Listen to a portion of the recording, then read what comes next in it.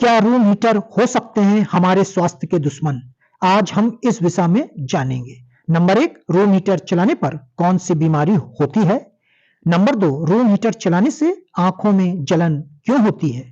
और number 3, room heater के पास बैठना किन लोगों के लिए खतरनाक हो सकता है? तो चलिए शुरू करते हैं नंबर 1 से। रूम हीटर चलाने पर कौन सी बीमारी होती है? दोस्तों, जिस कमरे में आप हीटर का इस्तेमाल कर रहे हैं, वहां ऑक्सीजन का स्तर कम होने से सुस्ती, जी मचलाना और सिर दर्द जैसी समस्याएं आ सकती हैं। इन हीटरों से ऐसे रसायन निकलते हैं जो श्वसन तंत्र को नुकसान पहुंचाते हैं। रूम हीटर चलाने से रूम के अंदर कार्बन डाइऑक्साइड का स्तर बढ़ जाता है। इससे आपको घुटन हो सकती है। ऐसे रोगियों के फेफड़ों में बलगम जमा हो सकता है, जिसके कारण खांसी और छींक आ सकती है। शुष्क हवा में सांस लेने से सांस संबंधित समस्याएं भी उत्पन्न होने लगती हैं। अस्थमा के मरीजों के लिए यह और भी समस्याएं पैदा कर सकते हैं। नाक की झिल्ली के सूखने के कारण खून निकलने की समस्या भी हो सकती है।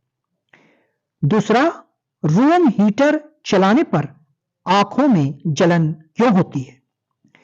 इलेक्ट्रॉनिक हीटर न सिर्फ कमरे की हवा को शुष्क कर देते हैं, बल्कि आंखों की नमी भी छीन लेते हैं, जिससे ड्राई आई की समस्या हो जाती है। अगर रूम हीटर चलाना ही हो तो कमरे के कई हिस्सों में पानी भरकर रखें। ऐसा करने से कमरे की हवा में नमी बनी रहेगी, जिससे कमरे के अंदर की हवा एकदम शुष्क नहीं होगी। तीसरा, क्या रूम हीटर चलाने पर झुर्रियां पड़ सकती हैं? हीटर जाड़े में राहत पहुंचाने का काम भले ही करते हों, लेकिन ये त्वचा के लिए नुकसानदायक भी होते हैं। हीटर का ज्यादा प्रयोग करने से त्वचा रूखी हो जाती है। यह स्थिति आगे चलकर झुर्रियां बन जाती हैं और हमें अंदाजा भी नहीं लगता है कि इसका कारण हीटर हो सकता है। हीटर की हवा त्वचा की क्वालिटी खराब करके हमारे सोलन टिश्यूज को खराब कर देते हैं।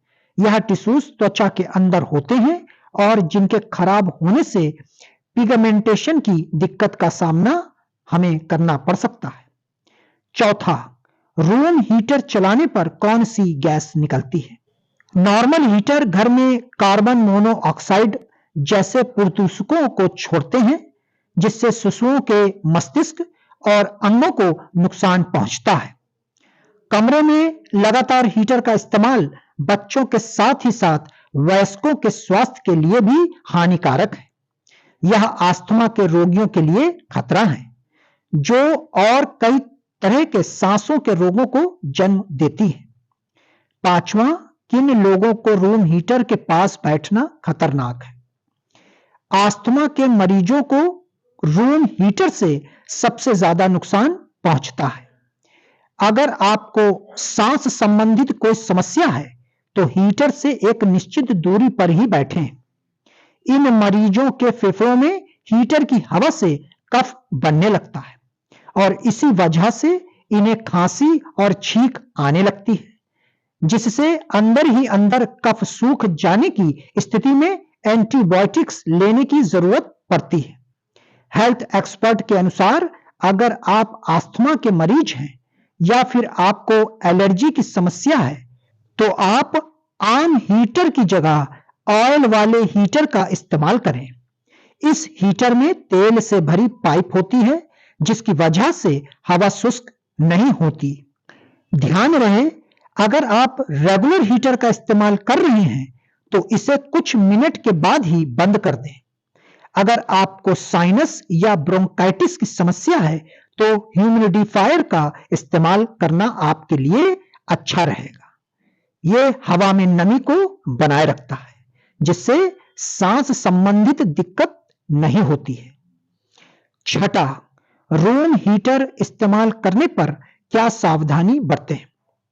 रूम हीटर इस्तेमाल करने पर आप कई तरह की सावधानियां बरत सकते हैं, जैसे कमरे के कई हिस्सों में पानी भरकर रखें, इससे हवा में नमी बनी रहेगी, जिससे कमरे के अंदर की हवा एकदम सूखी नहीं होगी।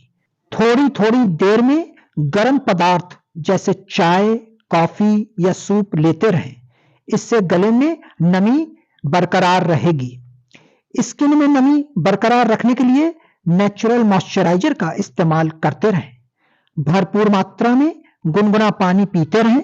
रूम हीटर को कभी भी लगातार चलाकर ना रखें। उससे यह होगा कि कमरे की नमी एकदम से नहीं जाएगी और आपको शुष्क हवा का सामना नहीं करना पड़ेगा। कमरा ज्यादा गर्म होने पर खिड़की और दरवाजे खोल लेने चाहिए, जिससे कमरा ज्यादा गर्म ना रहने पाए।